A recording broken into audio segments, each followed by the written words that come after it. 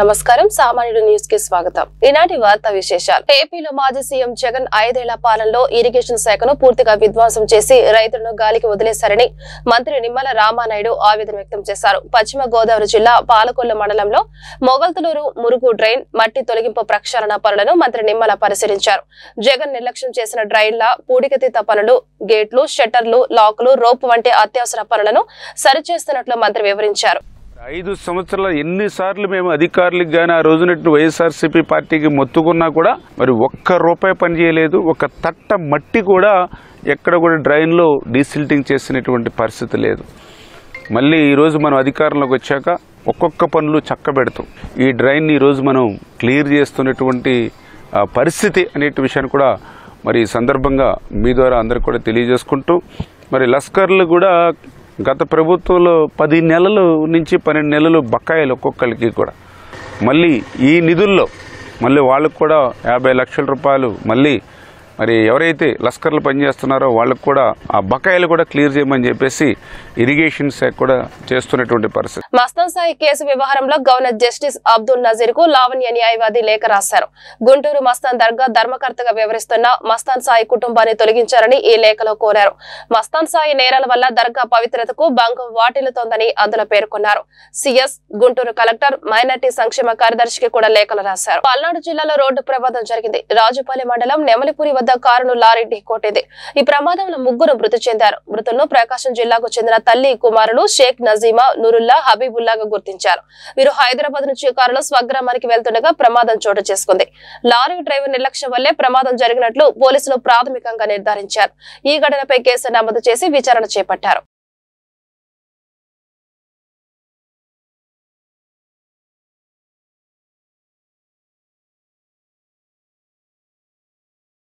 విశాఖలో సుమారు 700 కోట్ల నాలా కుంభకోణం జరిగిందని జనసేన కార్పొరేటర్ పీతల మూర్తి యాదవ్ ఆరోపించారు. వైసీపీ హయాంలో భారీ ఎత్తున నాలా పన్ను కుంభకోణం జరిగిందని ఆ పార్టీ నేతలతో కలిసి అధికారులు ప్రభుత్వం ఆదాయానికి గండి కొడుతున్నారని దుయ్యబట్టారు.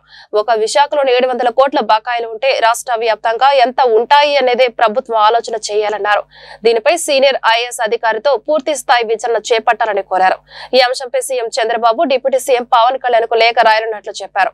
అసెంబ్లీ సాక్షిగా నాలా చట్టాన్ని అమెండ్ చేసి ఉన్నప్పటికీ కూడా గత వైసీపీ ప్రభుత్వంలో సాక్షాత్తు విజిలెన్స్ అండ్ ఎన్ఫోర్స్మెంట్ అధికారులు ఎవరైతే నాలా పన్ను ఎగవేతదారుల యొక్క జాబితాని రిలీజ్ చేసి వాళ్ళు నోటీసులు ఇవ్వమని చెప్పి ఏదైతే ఆ యొక్క యజమానులకి నాలా పన్ను ఎగవేతదారులకి నోటీసులు జారీ చేశారో, ఎందుకు వైసీపీ ప్రభుత్వ హయాంలో నాలా పన్నుని వసూలు చేయలేదు? ఈ నాలా పన్ను వసూలు చేయకుండా నోటీసులు ఇచ్చి కోట్ల రూపాయలు వీళ్ళు ఆ యొక్క పన్ను ఎగవేతదారుల దగ్గర నుంచి వైసీపీ నేతలు కొట్టేశారనేటువంటి అభియోగాలు ఉన్నాయి. ఆంధ్రప్రదేశ్ ఉప ముఖ్యమంత్రి పవన్ కళ్యాణ్ ప్రముఖ నటుడు రాజేంద్ర ప్రసాద్ కలిశారు. మంగళగిరిలోని క్యాంపు కార్యాలయంలో ఆదివారం మధ్యాహ్నం మర్యాద పూర్వకంగా పవన్ తో భేటీ అయ్యారు. ఈ సందర్భంగా వారు పలు విషయాలు చర్చించుకున్నారు. మధుర జ్ఞాపకాలను నెమరవేసుకున్నారు. అనంతరం పవన్ కళ్యాణ్ ఆయన సన్మానించారు. రాజేంద్ర ప్రసాద్ ను పవన్ ఆత్మీయ ఆలింగనం చేసుకున్నారు. దీనికి సంబంధించిన ఫోటోలు ప్రస్తుతం నెట్టింట వైరల్ అయ్యాయి.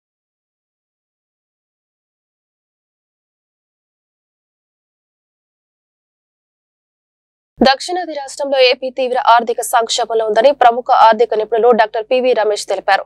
ఎప్పటికీ అప్పులు తీర్చలేని పరిస్థితుల్లో మన రాష్ట్రం ఉంటుందన్నారు. దీనికి ప్రాంతీయ పార్టీలు అనుసరించే ఉచిత పథకాలే కారణమని చెప్పారు.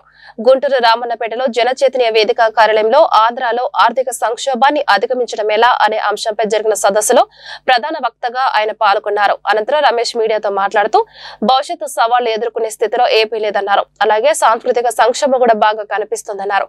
భవిష్యత్తు బాగా ఉండాలి అంటే ఇప్పటికైనా ఆర్థిక క్రమశిక్షణ తప్పనిసరి అన్నారు.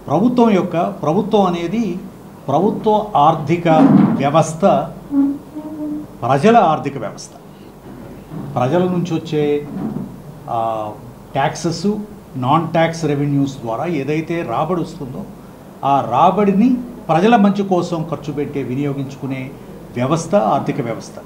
కాబట్టి ఈ కొత్తగా పోయిన నెలలో నీతి ఆయోగ్ వాళ్ళు ఫిస్కల్ హెల్త్ ఇండెక్స్ అనే ఒక రిపోర్ట్ని పబ్లిష్ చేశారు. దాంట్లో 18 ముఖ్యమైనటువంటి పెద్ద రాష్ట్రాలు, దాంట్లో గోవా యూనియన్ టెరిటరీ కలిపి ఒక ర్యాంకింగ్ ఇచ్చారు. అది దాంట్లో ముఖ్యంగా 5 అంశాల గురించి. ఒకటి ఏమిటంటే రాబడి ఏ విధంగా జరిగింది. ఇది 2014, 2023 అంటే ఒక 8 సంవత్సరాల్లో ఏమేమి మార్పులు వచ్చాయి ఆర్థిక వ్యవస్థలో, రాష్ట్రాలు ఏ విధంగా యొక్క ఆర్థిక వ్యవస్థని వారు పరిపాలించారు అనే అంశాల మీద ముఖ్యంగా ఒకటి ఆర్థిక రాబడి, రెండవది ఏమిటంటే ఎటువంటి ఖర్చు పెట్టారు, ఏమి ఉపయోగకరమైనటువంటి భవిష్యత్తుకి నిర్మించేటువంటి ఖర్చులు ఏం చేశారు, మూడవది దీనికి ఈ యొక్క ఫిస్కల్ ప్రొపరైటీ అంటే ఆర్థిక వ్యవస్థని సక్రమంగా ఒక చట్ట ప్రకారం ఒక వ్యవస్థ ప్రకారం ఏ విధంగా మేనేజ్ చేస్తుంది రాష్ట్రం, నాలుగవది అప్పులు ఏం చేశారు, ఎటువంటి అప్పులు చేశారు, ఐదవది ఏమిటంటే ఈ ఫిస్కల్ సస్టైనబిలిటీ అంటే భవిష్యత్తులో ఈ డెట్ సస్టైనబిలిటీ, ఈ డబ్బుని అప్పు తీర్చగలరా లేరా, అది మనం వ్యక్తిగతంగా ఒక కుటుంబ వ్యవస్థ కావచ్చు, ఒక రాష్ట్ర వ్యవస్థ కావచ్చు. దాంట్లో మనం 18 రాష్ట్రాల్లో 17వ స్థానంలోకి వచ్చాం. ఇది 2014లో మనం 13వ స్థానంలో ఉన్నట్లయితే ఒక 4 స్థానాలు కిందకి దిగాం. అలాగే ఒక 100 మార్కులు ఇచ్చినట్లయితే మనకి 20 మార్కులు వచ్చాయి. 20 మార్కులు. మనకంటే వెనకున్నది ఒక పంజాబ్ రాష్ట్రం మాత్రమే. మనమేమో 17వ స్థానంలో ఉన్నాం. తర్వాత అన్నిటికంటే ఆందోళన కలిగించే విషయం ఏమిటంటే డెట్ సస్టైనబిలిటీలో, అంటే మనకున్న అప్పుల్ని మనం తీర్చగలిగే పరిస్థితిలో ఉన్నామా అంటే దానికి 0 మార్కులు వచ్చాయి. 100 పాయింట్లు 0 to 100 పాయింట్లు ఇస్తే మనది అన్నిటికంటే తక్కువగా, అంటే మనం భవిష్యత్తులో అప్పుల్ని తీర్చలేని పరిస్థితిలో ఉన్నాం. అంటే ఆంధ్ర రాష్ట్రం ఒక తీవ్రమైనటువంటి సంక్షోభంలో, ఆర్థిక సంక్షోభంలో ఉంది. దీని గురించి ప్రభుత్వం వెంటనే చర్యలు తీసుకోవాల్సిన అవసరం ఉంది. అది దీనికంటే ముఖ్యంగా నేను సమాజంలో ప్రజలకు విజ్ఞప్తి చేయగలిగింది ఏమిటంటే ఇది ఒక ఆర్థిక సంక్షోభం అనేది ఇది ఒక ప్రభుత్వానికి సంబంధించిందే కాదు, ఇది ప్రజలకు సంబంధించింది. ఆర్థిక సంక్షోభం అధిగమించడం ఎలా అనే అంశంపై ప్రముఖ ఆర్థిక నిపుణులు, ఆంధ్రప్రదేశ్లో స్పెషల్ చీఫ్ సెక్రటరీగా పనిచేసిన డాక్టర్ పివి రమేష్ గారితో ఈ సమావేశం జరిగింది. వారు అనేక విషయాలు సభ్యులకి వివరించారు. ప్రధానంగా ఆంధ్రప్రదేశ్లో అప్పుల ఊబిలో కొనసాగుతున్న పరిస్థితిని గమనిస్తున్నాం. అప్పు తీర్చడానికి అప్పు చేయాల్సిన పరిస్థితికి వచ్చేస్తున్నాం. ఈ పరిస్థితుల్లో ఉన్న నీటిపారుదల ప్రాజెక్టులని పూర్తి చేయకుండా గోదావరి బనకచెర్ల అనే పేరుతో మరో 80,000 కోట్ల రూపాయలు అప్పు చేసి ఒక నూతన ప్రాజెక్టును తీసుకురావాలనుకోవటం మంచిది కాదని జనచైతన్యం వేదిక భావిస్తూ ఉంది. ఆంధ్రప్రదేశ్లో దాదాపు 31 నీటిపారుదల ప్రాజెక్టులు ఈరోజు కొనసాగుతూ ఉన్నాయి. వాటి వెంటనే పూర్తి చేస్తే, వాటికి కావాల్సిన నిధులు వనరులు సమకూరిస్తే లక్షలాది ఎకరాల్లో వ్యవసాయం చేయడానికి అవకాశం ఉంది, సంపద ఉత్పన్నం అవుతుంది. చంద్రబాబు నాయుడు గారు చెప్పినట్టుగా సంపదను సృష్టించే అవకాశం మన ముందు ఉంది. మరొక వైపున రాష్ట్ర ముఖ్యమంత్రి గారు పదే చెప్తూ ఉన్నారు, ఎక్కువ మంది బిడ్డలను కనండి, బిడ్డలు కంటేనే అదే మనకి సంపద, మీకు పొలాలు అవసరం లేదు, మీకు డబ్బులు అవసరం లేదు, బిడ్డలే మీకు ఆస్తి అని చెప్పని చెప్తా ఉన్నారు. కానీ భారతదేశం యొక్క పరిస్థితి గమనిస్తే ప్రతి సంవత్సరం 1,40,00,000 మంది అదనంగా కలుస్తూ ఉన్నారు ఈ సమాజానికి. ప్రపంచంలో అత్యధిక జనాభా ఉన్న దేశంగా మారింది. 147 కోట్లకి చేరాం. ఉన్న వాళ్ళకి కనీస విద్య, కనీస వైద్యం, కనీస పౌష్టికాహారం ఇవ్వలేని స్థితిలో ఉన్నాం, ఉపాధి కల్పించలేని స్థితిలో ఉన్నాం. ఆంధ్రప్రదేశ్ అయితే భారతదేశంలో ఉన్న 35 రాష్ట్రాలు కేంద్రపాలిత ప్రాంతాల్లో మనం 32వ స్థానంలో ఉన్నాం. నెల్లూరు నగరాన్ని క్లీన్ సిటీగా మారుస్తామని మంత్రి నారాయణ తెలిపారు. నెల్లూరు నగర అభివృద్ధిపై మంత్రి నారాయణ కీలక నిర్ణయాలు తీసుకున్నారు. ఆదివారం నెల్లూరులో మంత్రి నారాయణ పర్యటించారు. నెల్లూరు నగరంలోని 5వ డివిజన్ ఎస్వీఆర్ పార్కు, 14వ డివిజన్ మాగుంట సుబ్బరామరెడ్డి ఉద్యానవనంలో జిమ్ ఎక్విప్మెంట్ ను నారాయణ ప్రారంభించారు. ఈ సందర్భంగా మీడియాతో మంత్రి నారాయణ మాట్లాడారు. ప్రజలకు ఆహ్లాదం పంచేలా పార్కులను అభివృద్ధి చేస్తామన్నారు. క్రీడారంగ అభివృద్ధికి కూటమి ప్రభుత్వం కట్టుబడి ఉందన్నారు. డ్రింకింగ్ వాటర్ సంఘం అదేవిధంగా అండర్గ్రౌండ్ డ్రైనేజ్ ఈ రెండు కంప్లీట్ కావాలా. 165 కోట్లు హడ్కోలోని బ్యాలెన్స్ మిగిలింది. ఈ 5 సంవత్సరాల్లో గత ప్రభుత్వం తీసుకురాలా, వదిలేశారు మా మీద కోపంతో. దాన్ని మన ముఖ్యమంత్రి గారితో చెప్పి మళ్ళీ బడ్జెట్లో పెట్టించాం. రేపు April 1 తర్వాత అమౌంట్ వస్తుంది. రాగానే ఆ 2 వర్క్స్ కూడా వేగవంతం చేసి ఒక 1 yearలో అండర్గ్రౌండ్ డ్రైనేజ్, డ్రింకింగ్ వాటర్ కూడా కంప్లీట్ చేస్తామని తెలియజేస్తాను. ఈరోజు రాష్ట్రంలో ఉన్న అతి సమస్య ఏంటంటే, ముఖ్యమైన సమస్య చెత్త. అదే మేజర్ సమస్య. రాష్ట్రం ఆర్థికంగా బలపడాలన్నా, ఒక ఇండివిజువల్ వ్యక్తులు బలపడాలన్నా ఆరోగ్యం బాగుండాలి. అందుకనే ముఖ్యమంత్రి గారు ఎప్పుడు కూడా ఆరోగ్యానికి ఫస్ట్ ప్రయారిటీ అండి, ఆరోగ్యమే మహాభాగ్యం అనే దృష్టితో ఈరోజు ఈ యొక్క చెత్తను తొలగించేదానికి అనేక మెథడ్స్ ఉన్నాయి, అనేక రకరకాలు ఉన్నాయి. వేస్ట్ ఎనర్జీ ప్లాంట్స్ పెడితే ఎక్కడా దెబ్బలు ఏమున్న ఉద్దేశంతో ఆ రోజు ముఖ్యమంత్రి గారికి చెప్పడం, ముఖ్యమంత్రి గారు 13 జిల్లాలు కంబైన్డ్ జిల్లాలు 10 పెట్టమని ఆదేశించారు. మేడ్చల్లో పట్టపగలే దారుణం జరిగింది. అందరూ చూస్తుండగానే నడి రోడ్డుపై ఓ వ్యక్తిని దారుణంగా కత్తులతో పొడిచి చంపిన ఘటన కలకలం రేపింది.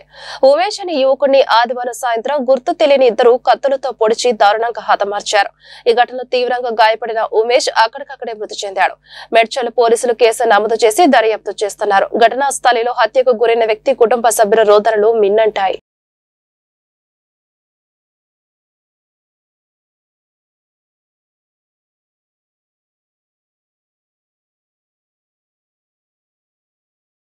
మాజీ ఉపరాష్ట్రపతి వెంకయ్య నాయుడు మనవడు విష్ణు సాత్విక వివాహ రిసెప్షన్ ఘనంగా జరిగింది. శ్రీ పొట్టి శ్రీరాములు నెల్లూరు జిల్లా వెంకటాచల సమీపంలోని స్వర్ణ భారత ట్రస్ట్ నిర్వహించిన ఈ కార్యక్రమానికి పలువురు ప్రముఖులు హాజరయ్యారు. హర్యానా గవర్నర్ బండారు దత్తాత్రేయ, ఏపీ మంత్రులు నారా లోకేష్, నారాయణ, ఆనం రామనారాయణ రెడ్డి, మాజీ మంత్రులు సోమిరెడ్డి చంద్రమోహన్ రెడ్డి, కామిరెడ్డి శ్రీనివాస్ తదితరులు హాజరై నూతన వధూవరులను ఆశీర్వదించి శుభాకాంక్షలు తెలిపారు.